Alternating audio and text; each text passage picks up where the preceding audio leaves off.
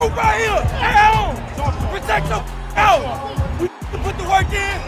Let's finish. Let's do this. Man, we gonna do 1, 2, 3. Yeah. See, we dream chase, cause that's all we was given to start with. Then we realized the dream was obtainable. Now look at us.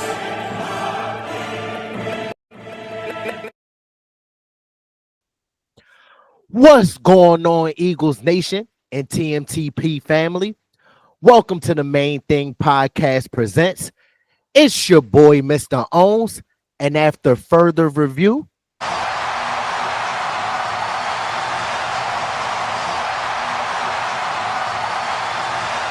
the call stands. I'm still official with no stripes. How y'all doing, Eagles family? This is your man, Big Huss, the one you trust, to bring you all your Philadelphia Eagles latest. Hey, man, we're here to discuss our wild card weekend victory. Let's get it. Yeah, I mean, Green Bay Packers came into town at the link versus your Philadelphia Eagles, where we had our victory, 22-10. We're advancing to the divisional round. Round of applause for them boys. Round of applause for them boys. You feel me? This was our second meeting versus the Green Bay Packers, and which was the most watched telecast of the weekend out of all the games, at almost 36 million views for real.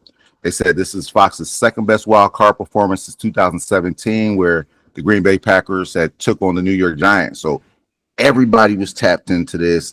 If they're telling you they didn't see it, they lying. Stop the cap. Stop the cap right now. Stop the cap. No bullshit, bro. Okay, they hating for real. They seen that work we put in. Off rip, physical battle. I think we went into this game with a emphasis on being physical, being dominant, and you saw it off the rip with special teams. Wasn't the team's best outing offensively, but still managed to win by 12 points, still did what we had to do. Could have possibly even been a 29-10 victory if Saquon doesn't kneel it on that last or slide on that last drive that he had. But great win by this team. The coaching staff needed it, the players needed it, the town needed it. We've arrived. How you feel about it? As you spoke on it, because it wasn't our best outing, but a win is a win. We got we're 1-0. We need 3 more of those to hoist that Lombardi trophy. But what I felt was the team was prepared. The coaches put the players in the best position for us to win. I felt the culture. I felt the camaraderie between the players and the coaches on that field. One thing that I want to do is just congratulate them again for winning a playoff game, because people don't realize how hard it is to win in the playoffs. But not even to make it to the playoffs. Exactly. Let alone, like you said, make it to the playoffs. It's very difficult. We've been blessed as a fan base and as an organization to be able to get to the playoffs on a normal basis, so we know what that feeling is like. But it's very hard to win in the National Football League.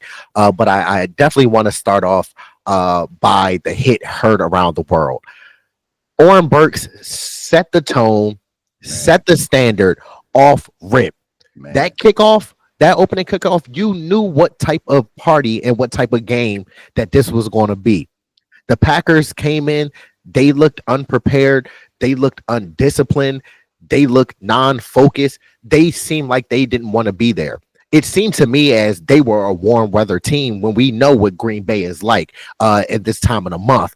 But that's kudos to us, our preparation during the week, our focus during the week, us trusting our brothers and putting it on display during this game. I couldn't be more excited about how we came out, dominated the first half, and just really went to coast mode after that. The Packers really didn't have any answers. We saw that they were dropping like flies with the health issues that they had. It just all around, like I said, it wasn't the greatest game to watch, But like we said, we win. I mean, we went in. We came. We saw. We conquered. And got that dub, man. So we're advancing next week. I mean, yeah, this week to face the Rams. Nah, for sure. For sure. Now you look at the Packers. The Packers are now 2-6 versus playoff teams, losing twice to the Vikings, twice to the Lions, and now twice to the Eagles. Yeah, it just didn't seem like they were all there. You had a couple players who you could tell, like, hey, we want this. The Josh Jacobs, the McKinneys on defense. There's certain players who they were dialed in. They wanted it, but overall they didn't seem focused. Per Jen, a lot of the Packers trailed in this game for 58 minutes and 21 seconds. That's the most time they trailed since 2016, and the most times in the playoff in any game during this century, for real. So they were chasing the whole game. We were up on them early, and they couldn't get out of it. They couldn't get out of that hole. Before we move into the offense a little bit, we'll talk about injuries. Like I said, Green Bay players were dropping like flies. Very physical game. Then we had our own loss, big loss in this game. Kobe Dean goes out with a patella injury. Super unfortunate because he was having a dog season. Monster season. Super monster season. Him and Zach Bond, you could say, arguably best linebacker duo in the league this year. So that loss is unfortunate and it will be missed. But prayers out to him, prayers out to the family. Wish him a speedy recovery. Hey, bro, we can't wait to have you back, bro. Yes. Keep your head up. Keep your head up. Now, moving on to the offense. What you see from the offense, bro? So from the offense, let's start it. You know how we started on this channel. No turnovers. That's what I love. Yay. Yay. Yeah. That's what I love to see. No turnovers. I love the fact that we started fast. We dominated that first quarter. We were up 10-0. It seemed like it was going to be a blowout. But what I also notice is we always want to win the time of possession, which we did in this game. We won the time of possession. We possessed the ball for 30 minutes and 33 seconds to the Packers 29 minutes and 27 seconds. We won the turnover battle as well. The Packers had 4 turnovers in total. We had 0 turnovers. So kudos to that, being disciplined, being focused, and knowing the assignment. And what I also loved is the fact that we played our best ball in the winning moments. When it counted the most, we won our one-on-one battles. So that's what I definitely like to see. But then also, what kind of gave me pause is we're usually great on third downs.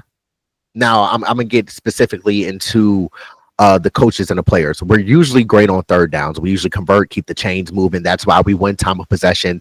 That's why our offense is ranked amongst the best in the National Football League. But with that being said, we went 2 for 11 on third down, resulting to 18%. That's something that we have to clean up.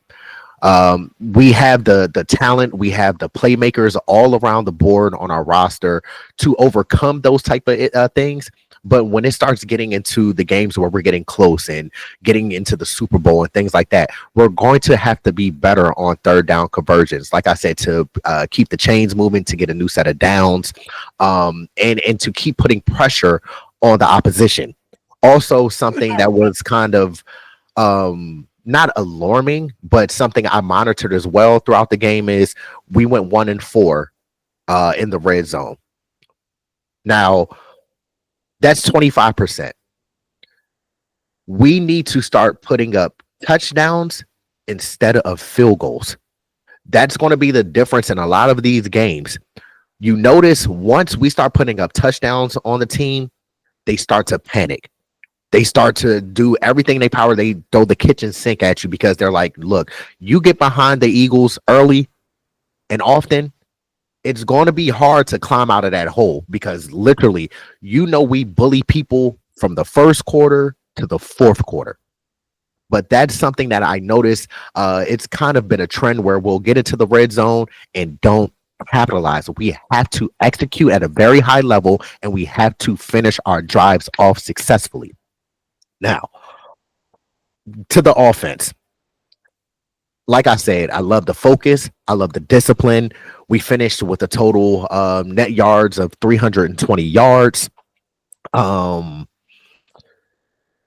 Also, one thing I want to talk about in terms of before I get into the players is Kellen Moore.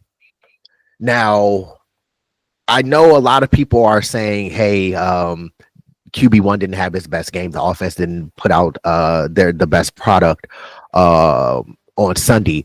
But also, it was something that was concerning with me in terms of the concepts, the schemes, schematical errors, the coverage beaters, and the design.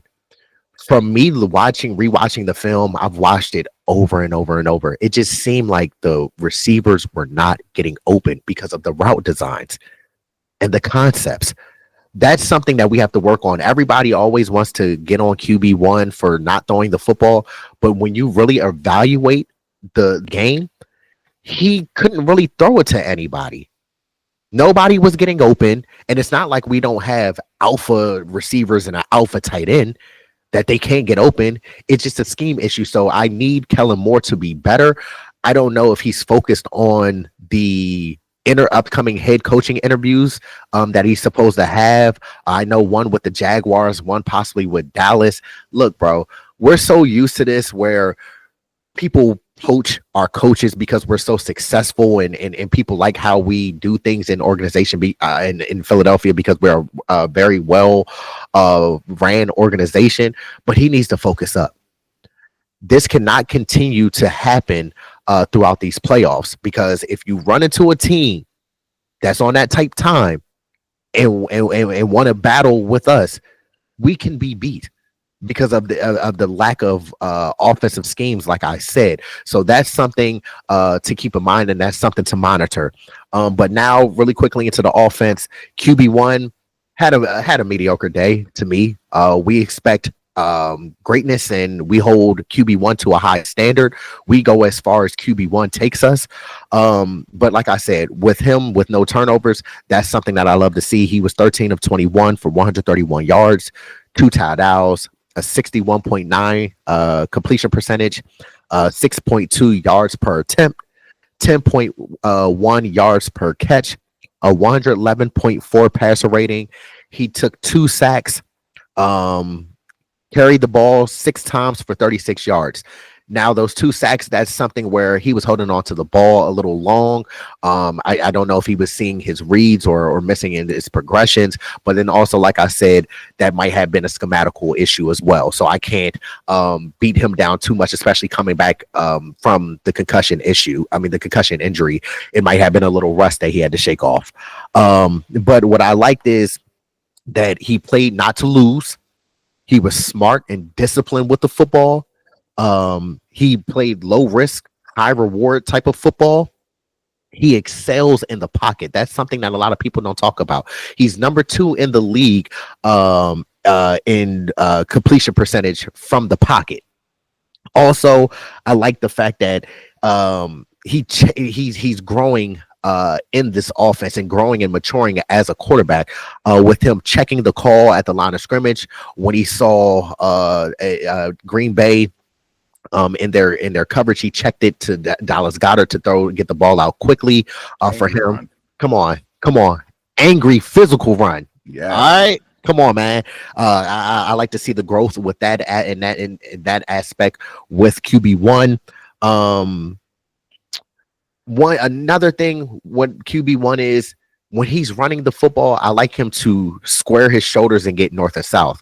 It was a couple of frustrating runs that I saw with him where he could gain maybe 5 or 6 yards, but then he'll bounce it out to the left or the right. That's one of my pet peeves from playing football. Do not go east and west. You lose way more yardage than you're gaining. So that's something that I would like to see QB1 clean up. I did like the fact that we did a fake tush push variation, even though, it was smooth. Even though we didn't connect on it, that's something where I feel we could come back to it against another team down the road and catch them slipping. But then also, I just want QB1 to see the field a little bit better and get back to his game. Like I know that we're playing risk averse football. So that's something where we know QB1 could throw the football and make these type of plays, but he has to trust himself and trust the teammates that he has, which I feel that he will grow, continue to learn, get better, and come back and put out a better performance here on Sunday versus the Rams. Now the O-line, before I go to the O-line, matter of fact, real quick, Huss, I need the people to give the same criticism to the Jordan Loves, to the Justin Herberts, and the Sam Darnolds. The same people that never talk about the poor play and the interceptions that these other quarterbacks have. They always seem to bring up QB1, even when he doesn't have turnovers. It's just mind blowing to me. But stop moving the goalposts for these other quarterbacks and these other organizations. Stop moving the goalposts for us and keeping the goalposts the same for these other organizations and quarterbacks, because it's not fair. But the O-line, possibly the best we know in the league, but possibly one of the best and greatest of all time. We know what they do with Stoutland at the helm. They were great in pass pro. They had great communication amongst the line. Like I said, I don't think that those 2 sacks that were given up were on the offensive line. I feel that QB1 held the ball a little too long. So that's where I feel the sacks came from. Shout out to them for getting the PFF award for the best O-line. We already knew that was going to happen. Come on now. I like the fact that we gave QB1 ample time. We averaged 6 or 7 seconds for QB1 to throw. You can't say that a lot about offensive lines, okay, around the league. But our offensive line is top tier when it comes to that.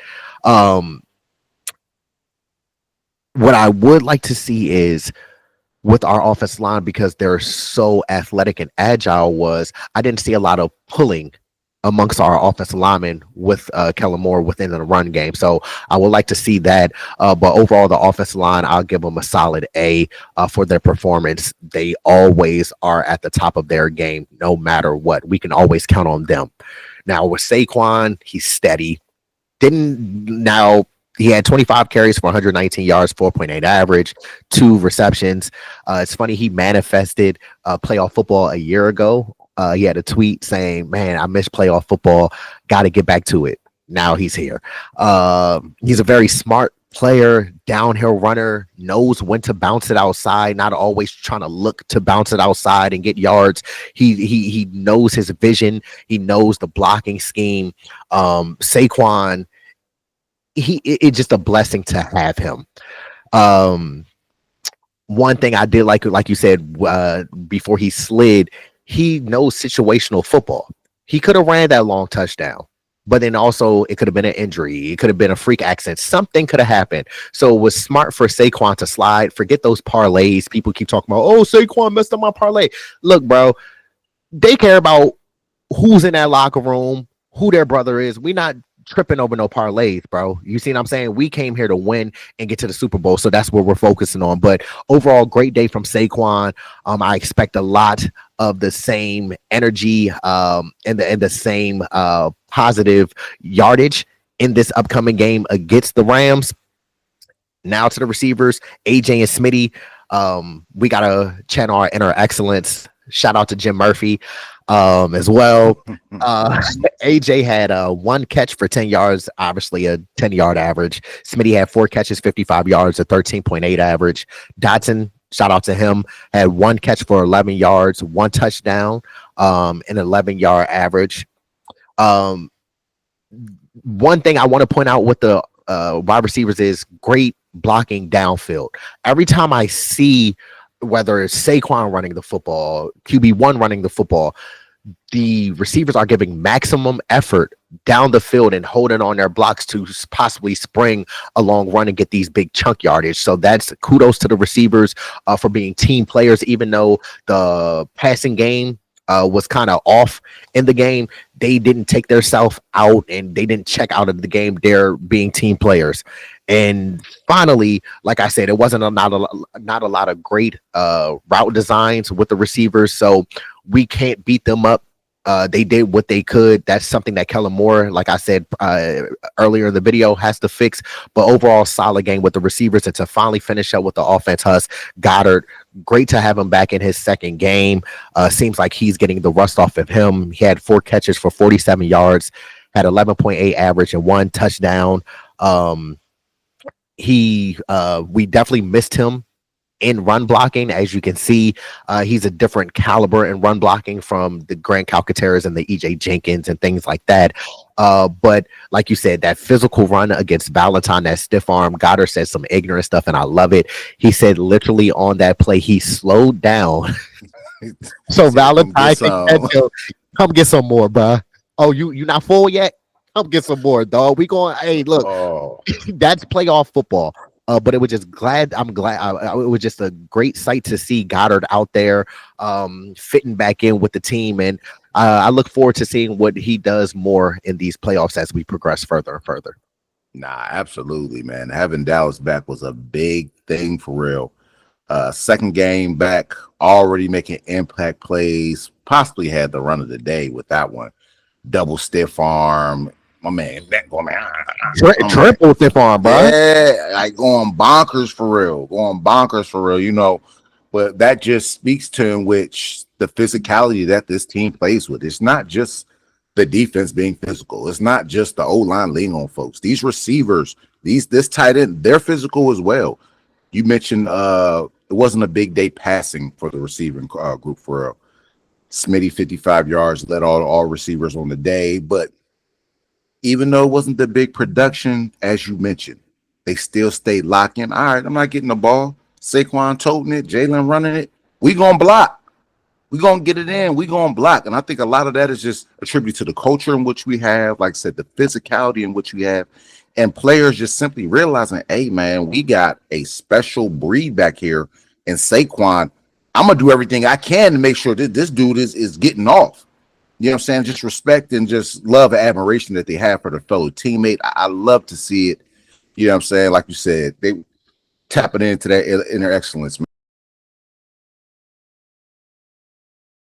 man. That was funny. But as far as the overall offense goes, like you started, no turnovers. You have mentioned the third downs. I agree. Third down proficiency has to be better. We're talking about progressing through the playoffs and moving to the Super Bowl. Another thing that I would like to see, we have to start capitalizing off the gifts in which this defense has given us. You're talking about 3 interceptions, a forced fumble by special teams, so 4 turnovers in the day. I believe you had a turnover on downs. There was a missed field goal. So the defense is giving you extra possessions on offense. We have to start capitalizing. It can't be the defense gives you a short field and we're walking away with field goals. As you mentioned, start punching it in. The red zone offense or inside the 30 off, it has to get better. Offensively, I honestly feel like the passing game will get there. It'll be fine. It shows up when it has to. The one almost inconsistent or consistent, however you want to look at it, is the red zone offense. It's been middle of the road this year. All the weapons we have on offense, O-line, all of that, you think it would be better than what it is. I want to see us get better with that. The passing game, the concepts, as you mentioned, Dan Orlovsky did a nice breakdown of it as well, saying, I want to see what folks are going to say regarding Jalen Hurts this week about this game, how it wasn't all him. He showed several plays of where it almost looked like damn near the Green Bay Packers were in the offensive huddle. We're running what? Okay, cool. Because they were strapped up. Man on this person, man on that. There was nowhere to go.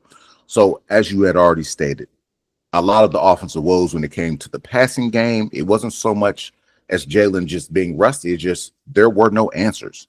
I need Kellen Moore to give Jalen all the answers. I want there to be no surprises as we progress through these games, moving up to us reaching the Super Bowl and winning the Super Bowl. Help your players out. Put your players in the best positions. Like I said, I don't know if he's a little distracted right now or what the case may be. I know one thing.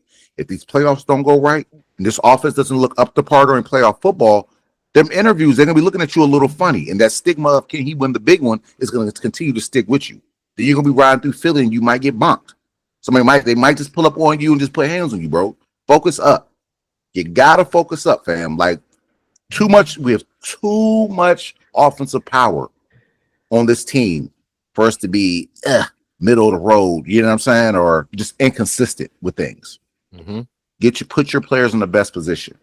Saquon is Saquon. Saquon could have rushed for over 160 yards in this game, close to 170. But like I said, with 25 for 119, average 4.8 yards per carry.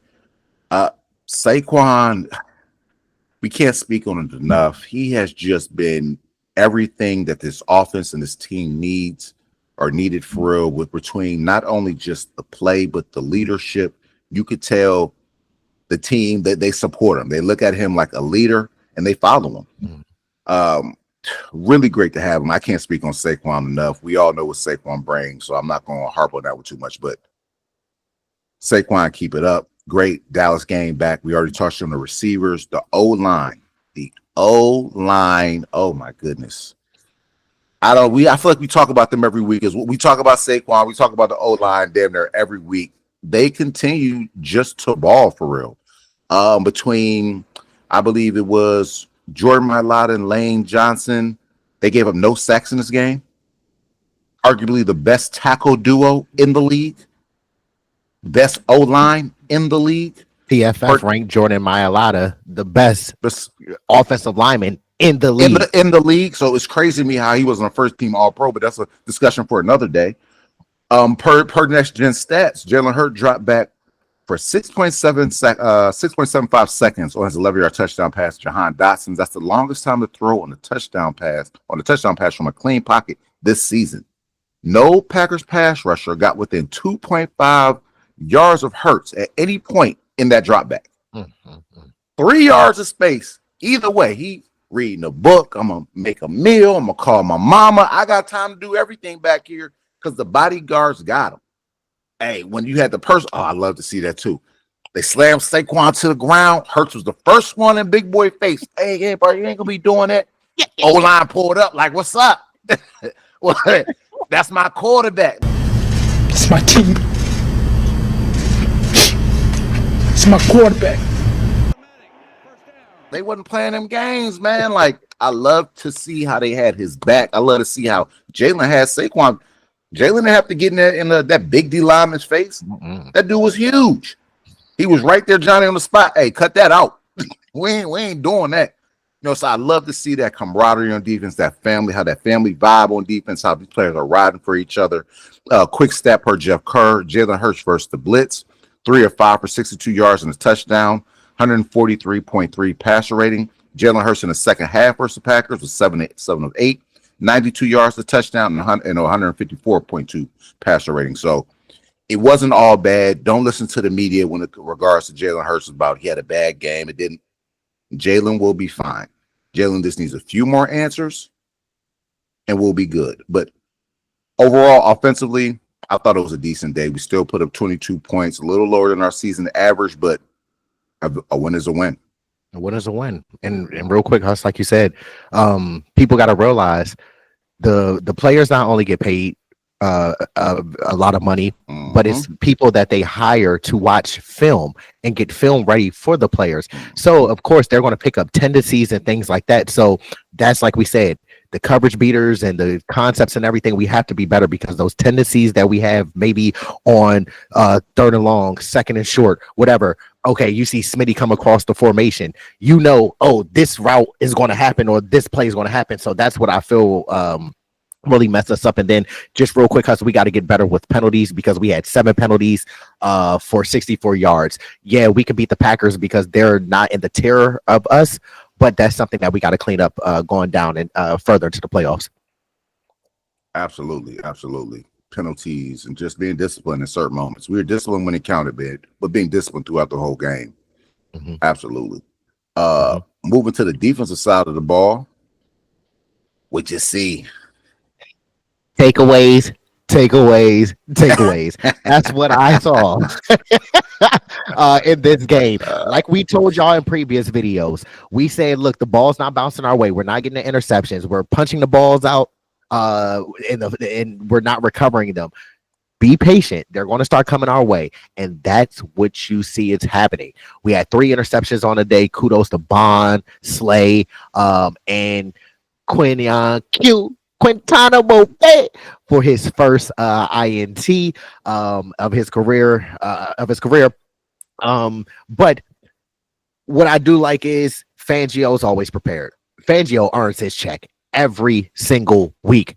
He has them boys ready to play. He has them boys fired up. He has them boys juices flowing and literally flying all across the field. He's always, to me, 10 steps ahead. No matter if the opposition comes out on the first drive and makes some plays. Of course, they're NFL players. They're going to make plays. People make plays.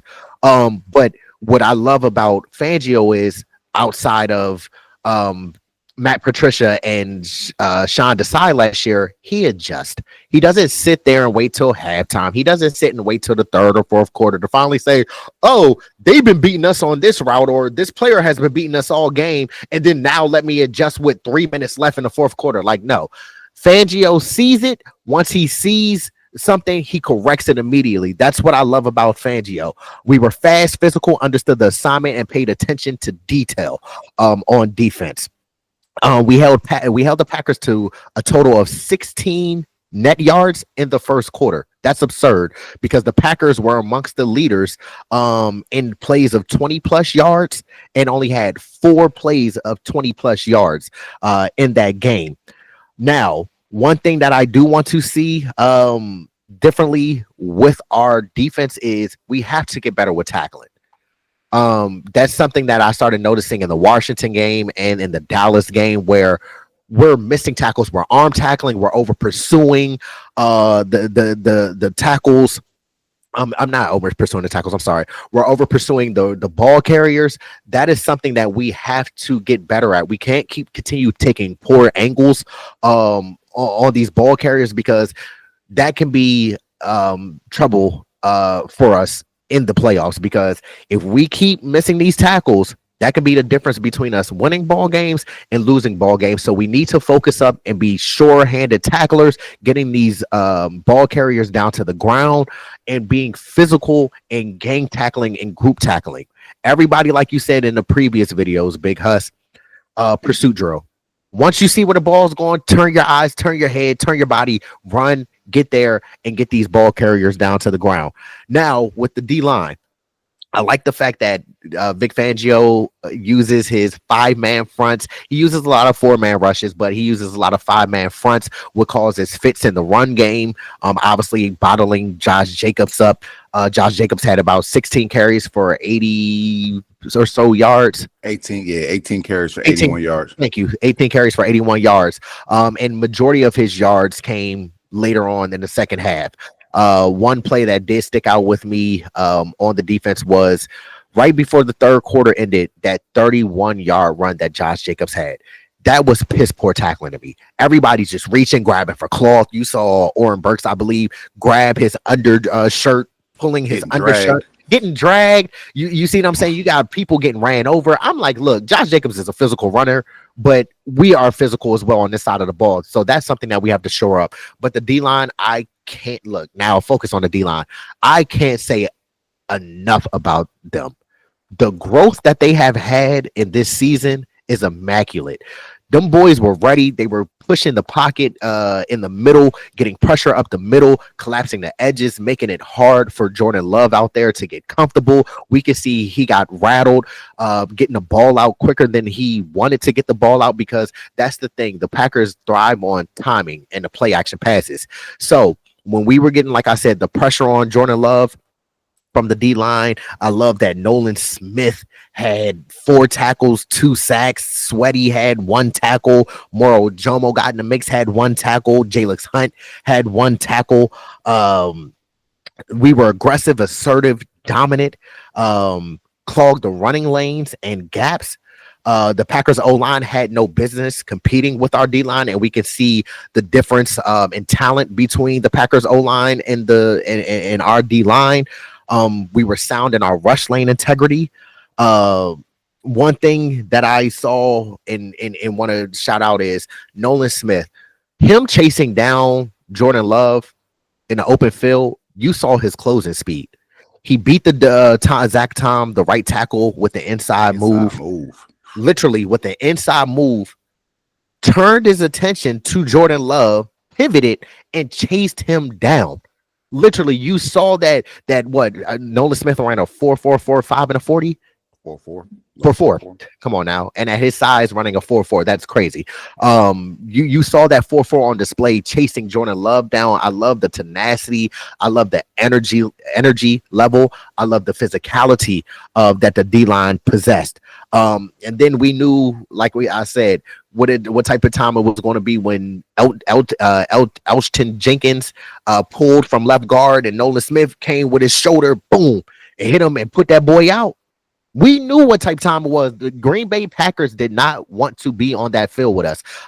So that's something, like I said, like we predicted in the preview video, that the D-line needed to have a big day. And they responded in a very, very big way.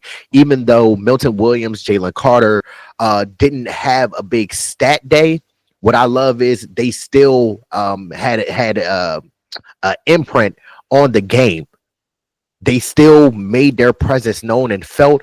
I love the fact when our D-line is not able to get to the quarterback, they get their hands up in the passing lanes, bat these balls down. That is what I love to see from our D-line. All around, I give them a solid A grade for their performance on Sunday. Now the linebackers. Unfortunately, like we said, Nakobe, shout out to Nakobe. Hopefully, we wish you a speedy recovery. We feel unfortunate for the situation, but we got your back, and we're going to win the Super Bowl for you. But Bond's being Bond.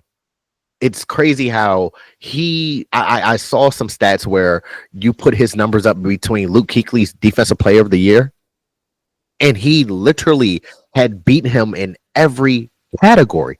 Basically every category, but y'all not putting respect on his name. Now, if he was Roquan Smith or Fred Warner, y'all would have gave him the Defensive Player of the Year already.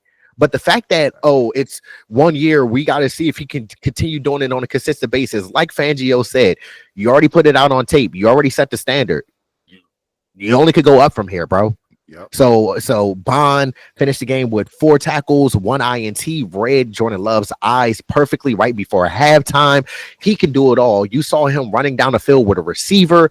I'm like, bro, what can't Bond do? Billboard Bond does it all. Okay, that's somebody. Look, Howie, come on now. I know you kind of suggested that you're going to resign him, but look, we're going to have to resign him because he had an all-around fabulous game and is having an all-around fabulous season.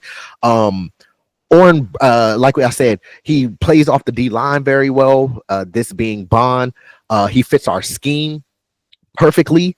He has a knack for always being around the football, and he gets downhill in a quick, fast, and hurry. Now with Orrin Burks, I know that you were sprung into action with Nakobe going down. You started off the game with the hit heard around the world, but what I noticed in the game was Orrin Burks knew where the plays were going. His only issue was what I touched on earlier when I started with the defense. He over pursues and takes poor angles. You can't over pursue, especially as a linebacker, and miss tackles, because as a linebacker, if you miss a tackle, once they get past you, what's the next line of defense? The secondary. All right. If you're going to fill in for Nakobe, especially in the run game, you gotta be a short tackler. This is something that we're going to have to rely on you down the road. Also, you're a veteran, so you're used to this. This is not like you're a rookie. This is not like you're an undrafted free agent. You have to get better with tackling. But like I said, for him to fill in on the spot, I'll give him kudos. He did the best job that he possibly could, but I'm looking for him to build and grow off of this and watch film and correct his mistakes. But I have no doubt that Bond, Vic Fangio, with that being his specialty, will get Orrin Burks right. Now with the secondary, shout out Christian Parker. Christian Parker has done a fabulous job with our secondary. Some big play Slade, Quinyon, Coop, Reed, CJ, even Avonte Maddox got some action up in there too. I love the fact that the secondary was sound. Their eye discipline was very good. They were recognizing routes. Their technique was good, and they were being instinctive in the pass game. Shout out to Slay on that interception on Wicks, where he didn't fall for the bait. He ran stride for stride with him. Kind of did a little DB cheat move, but it's okay. Look, get back in phase. Get back in phase how you need to get back in phase. But turned his head perfectly. Played through the receiver's hands and caught that pick. Quinyon, like I said, that first pick to seal the game. Excellent job. I noticed that our secondary was coming downhill to hit. They weren't scared to hit out there. They were putting the receivers out. The running backs ain't really want to get hit. That's something that I love. The communication was on point with the secondary. Now, one thing what I did notice was we're usually good on third down defense. We have to be better getting off the field on third down. We didn't do our best getting off the field on third down versus the Packers, but that's something that I know that we could clean up. Slay had 2 tackles, 1 interception. Quinyon had 6 tackles, 1 interception. Coop had 2 tackles. Reed had 7 tackles and 1 forced fumble and actually led the team in tackles. But one play that I do take away from Reed is he didn't play the ball right on Wick's 29-yard catch in the third quarter on 3rd and 4. You were in position. You were running stride for stride with him. I thought that not only was he going to get an interception, at the bare minimum, break the ball up. When Wicks came down with the ball, I was shocked. I definitely thought he was going to get an interception. Hey, come on now.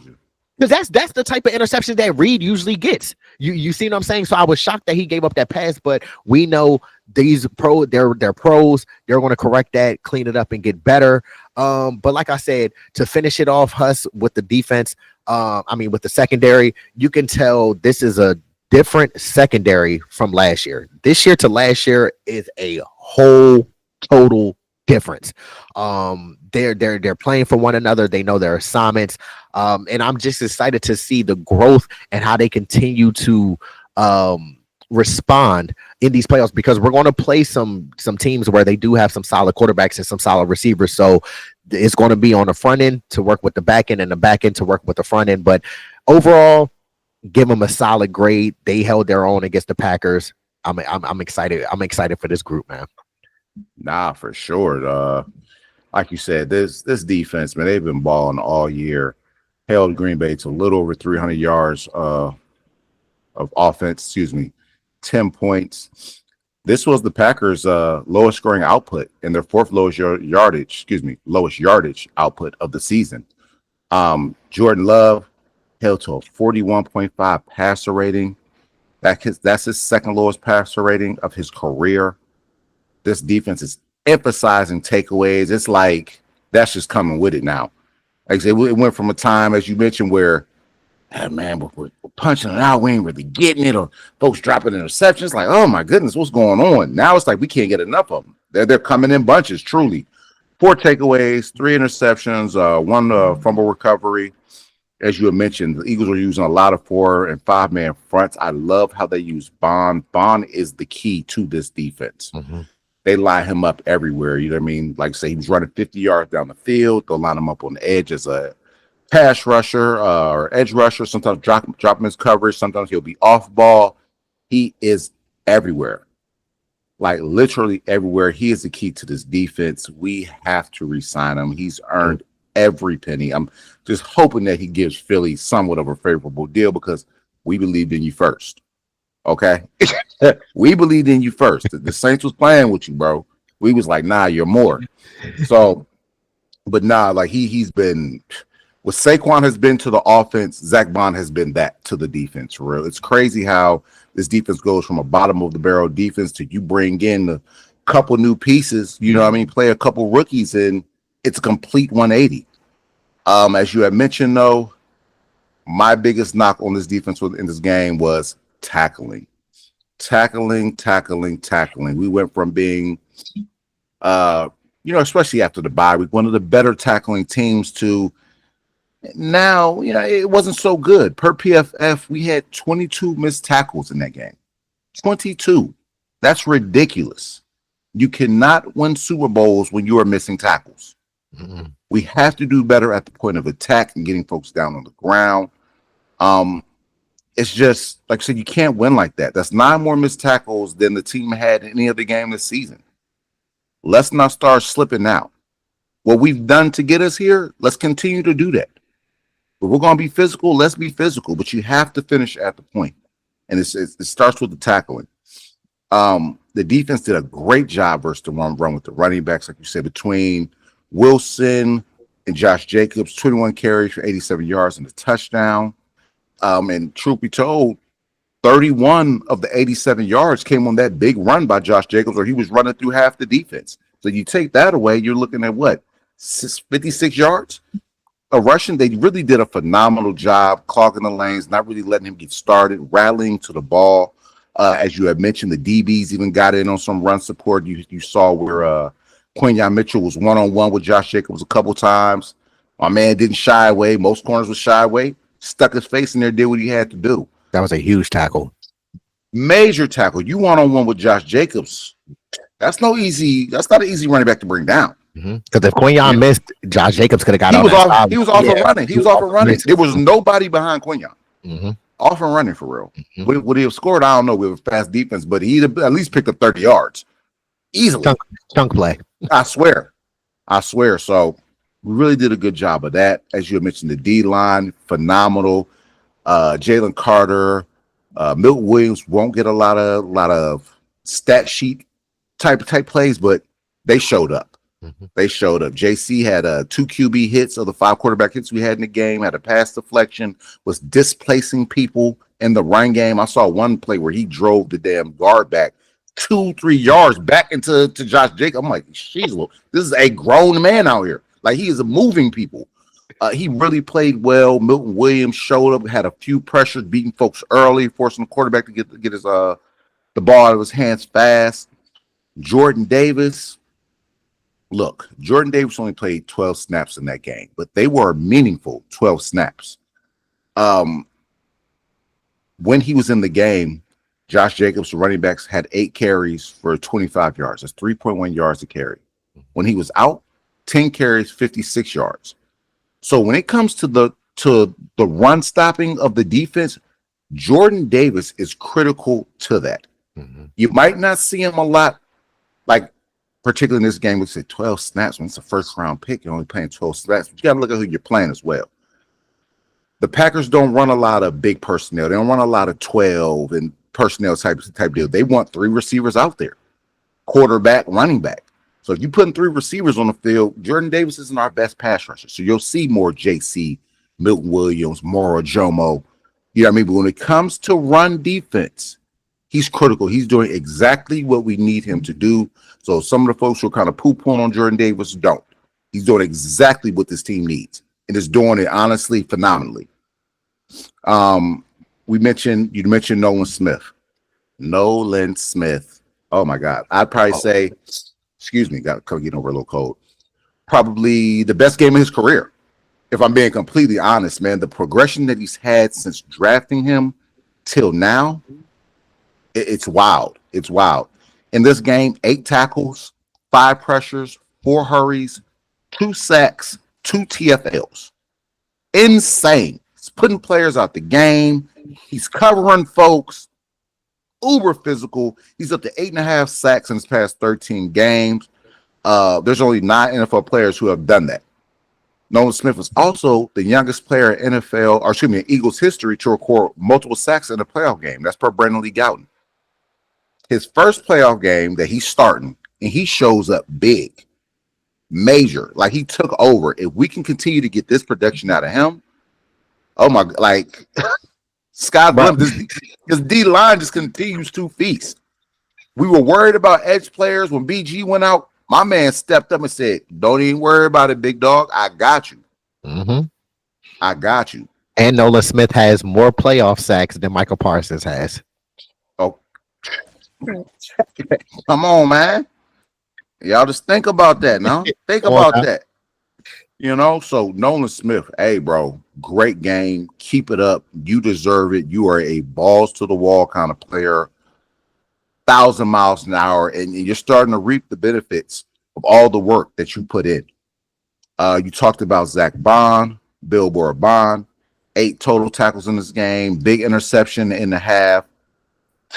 This dude, man, he's a dog, bro. He's a dog. There's no other way to say it. He should be arguably, if he's not the number one rated linebacker in the league, he should be number 2. He's just had that type of impact, that type of production this season.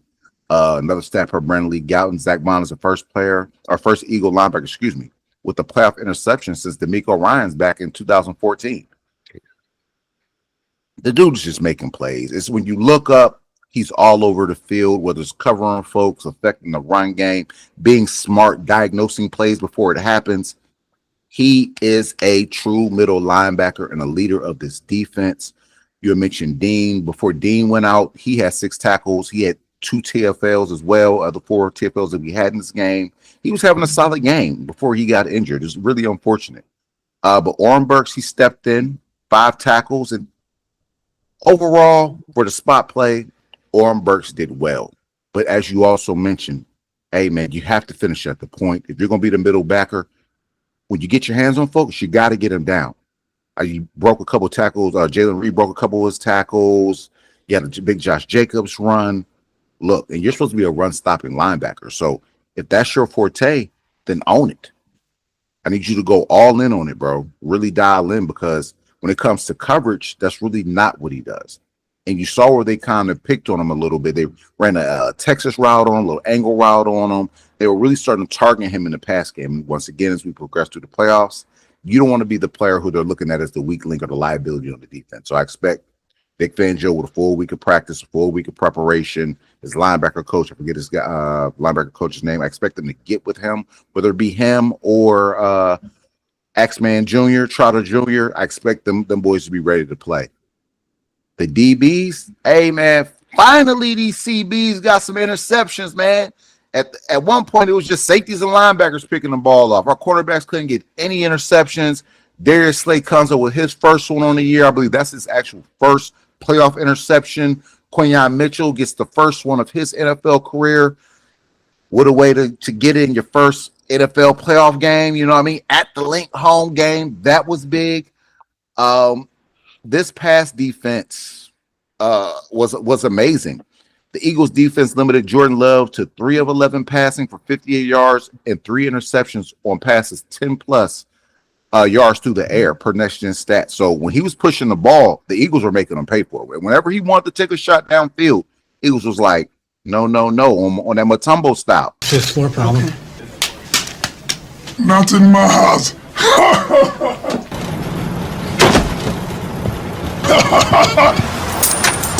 No.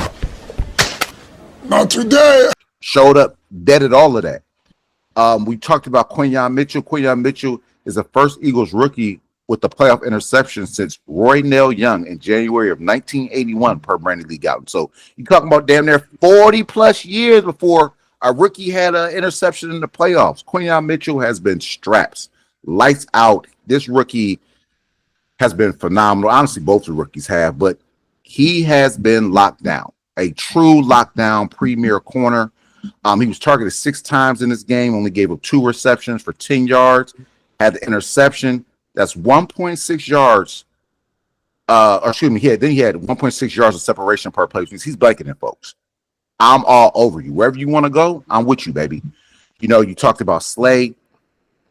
The highest graded coverage grade he's had, 90.3. He had 1 catch allowed, 2.8 passer rating. We have a premier cornerback duo, especially when you're talking about our outside corners.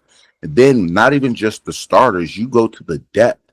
Isaiah Rodgers stepped in for some spot play, and they tested him a few times on back-to-back plays, and he answered the bell each time. So even when players go down, we have the depth behind it. These guys are coached up. They never seem out of place. Everybody seems to know their assignment, and the constant communication in which you see, as you said, from front end to the middle level to back end and back on down is elite. And it is one of the reasons why this defense truly flourishes. And real quick, Huss, Bobby King is the linebacker coach. Bobby King. Real quick stats, because people don't realize what our defense has been doing and did on Sunday versus the Packers. This is a Packers offense that averaged 27 points per game in a regular season. We held them to 10 points. They were top 5 in yards, points, and rushing yards per game. We held them to 10 points and under 300 yards until the late yards, then when we were playing to prevent defense, the garbage time points. I mean, the garbage time yards. Jordan Love hasn't thrown an interception in 6 games, but yet he threw 3 against us. And finally, Love was only sacked 14 times all year. So credit to this defense, and shout out Rube's observations for those stats. Absolutely. Absolutely. Hey, this defense shows up. Quick other stat for you move to special teams per Thomas R. Peterson.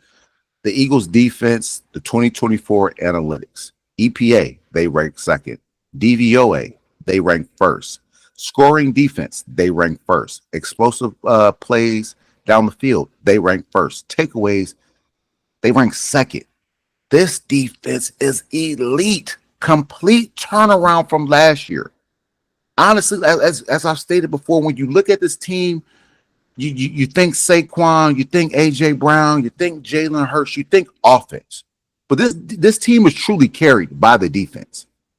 The defense is what is holding this all together. Do not get it twisted. So rest assured, Eagle family, you have a defense that you can hang your hat on, and that's going to come to play every week. They're going to be a well-coached unit, and they're going to fly around. Truly. And we have the youngest defense in the NFL. Come on now. We had so they'll be here 10 years, bro. They'll be here. Fangio ain't going nowhere. You know he's going to keep bringing in good talent. They'll be here. You know what I mean? So as it progresses, they'll continue to make plays and really make a name for themselves. Moving on to special teams.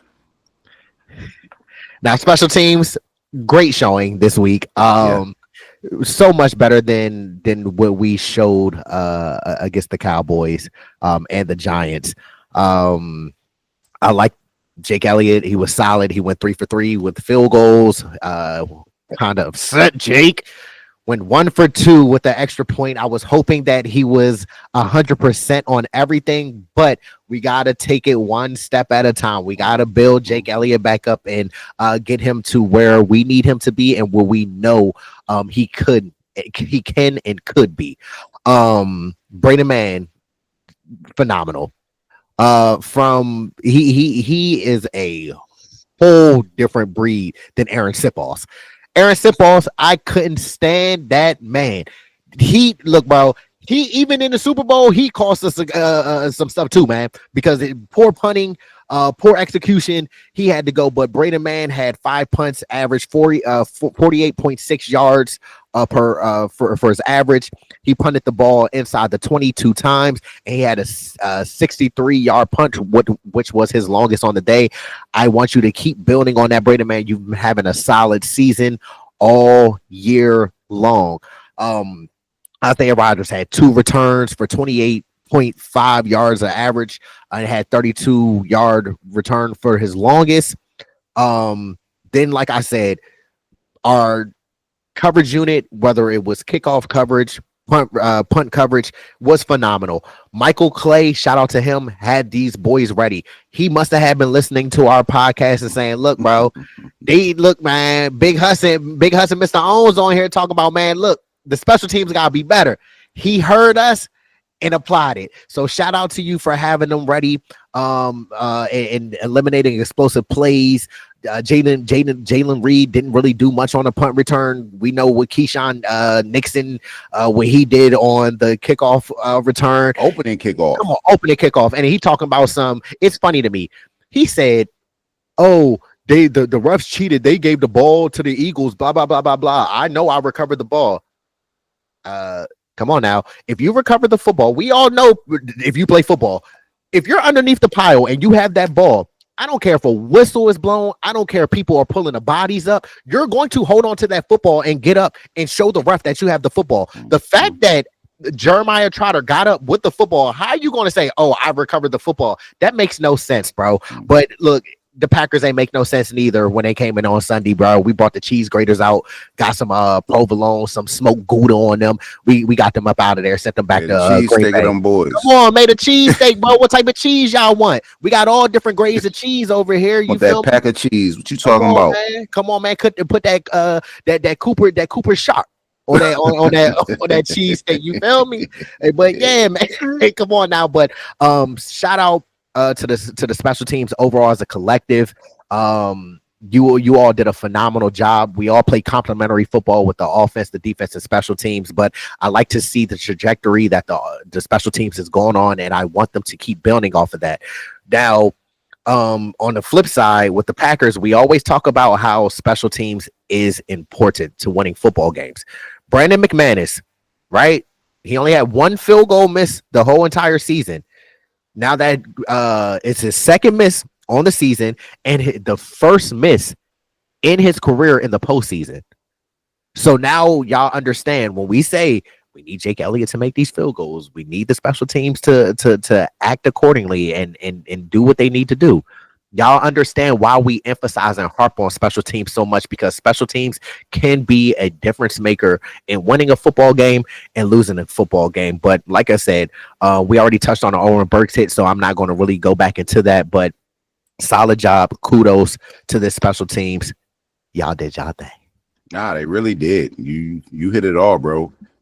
Kick coverage was amazing. Brandon Mann, amazing. Jake Elliott, overall, solid day. Made field goals of 30, 31, and 32 yards. That's kind of weird. 30, 31, and a 32 yarder. He ended up missing one of the extra points. Was like you mentioned, was frustrating. I was looking at my TV like, what the hell? Let's get this together.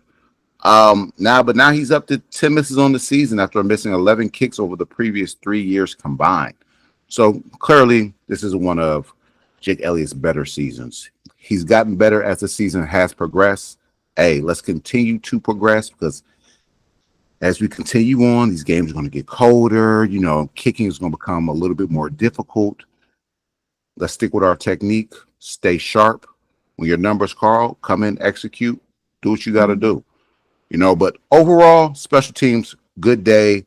Good job, Michael Clay, having your unit prepared, especially after a somewhat shaky outing versus the Cowboys and a little bit versus the Giants. Way to step it up, brother.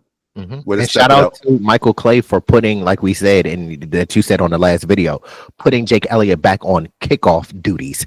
That part as well. I feel like that helps him drastically. I think so as well.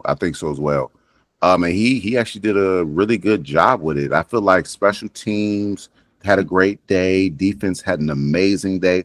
Offense had a good day. They still put up 22 points. Overall, it was complimentary football. Some things need to be tweaked.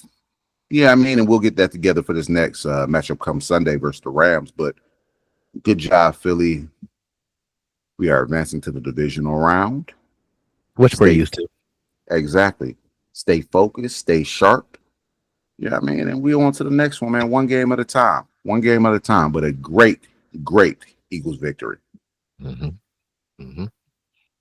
And oh yeah, real quick, Hustle. What I just wanted to finish up. I don't want to shine too much light on this, but the Eagles fan, we don't condone that behavior. Oh yeah, he was fooling. Yeah, he was drawing. Like, boy was a nut. Calling her all types of names and everything like that, and all that. That is, I'm glad that we have a gold standard organization where they saw the issue, they understood the issue, and solved the problem. They banned him from any up and coming Eagles games, which kudos to the Philadelphia Eagles for doing that, because that type of energy and that type of just person is not needed in the stadium. And we, like I said, we don't condone that as Philadelphia Eagles fans. But then on the flip side, I don't like when stuff like this happens and the national media covers so heavily on the Eagles fans. When something bad happens, it's, oh, we told you guys about the Eagles. Look at them. They're bad. They do this. They do this. But then it's other teams out here that do the same exact thing, but they don't get that type of coverage. You see what I'm saying? You know what that is? That's levels, bro. Because a lot of these organizations, yeah, they doing the same thing, but they're down here. The Eagles are a top tier organization, so anything that we do it's gonna gonna be under the become microscope. it's gonna become macro news. Mhm. You know what I mean? They love to talk about us. And that's why like I saw the video and I was just upset because I know the type of rap that we get in the type of stigma that is that comes with being an Eagles fan, but we don't condone that. And great job with Jeffrey Lurie and all the Eagles organization for handling that issue. But I do want to say thank you all for subscribing to the channel, becoming a part of our community and helping our community grow. I loved you all keep liking these videos so we can keep getting these videos out and circulating in the algorithm so that you all can keep seeing our videos more, and then other people who haven't had the opportunity to see our videos get a chance to watch our content and become a part of our community as well. Make sure that you all keep commenting on the videos. We love to interact with y'all. We love to hear y'all thoughts, y'all knowledge, y'all sharing y'all point of view with us. And then also make sure that y'all keep turning on that notification bell, also known as that Liberty Bell looking thingy, so you don't miss when Swoop comes in with the Eagles news and updates. Nah, for sure. We appreciate y'all for tapping in with us. Hey, want to continue to send prayers and blessings out to everyone in California, everyone who was a victim of the wildfires going on out there. It's maddening. I have some friends out there, and I was just talking with them, and they were just telling me how crazy it is out there. I couldn't imagine going through it. So prayers out to you all. I pray that you all can get the help that you all deserve. But at the end of the day, it's go Birds, baby. Go Birds. Now, if you don't know, I go by Big Husk. And I go by Mr. Owns. And this is the Main Thing podcast, where we keep the main thing The main thing. Hey, we appreciate y'all. We hope y'all having a great week. Getting ready to shoot this other video for y'all in a little bit, so look out for that one. Peace, blessings, fly Eagles fly. Go Birds. It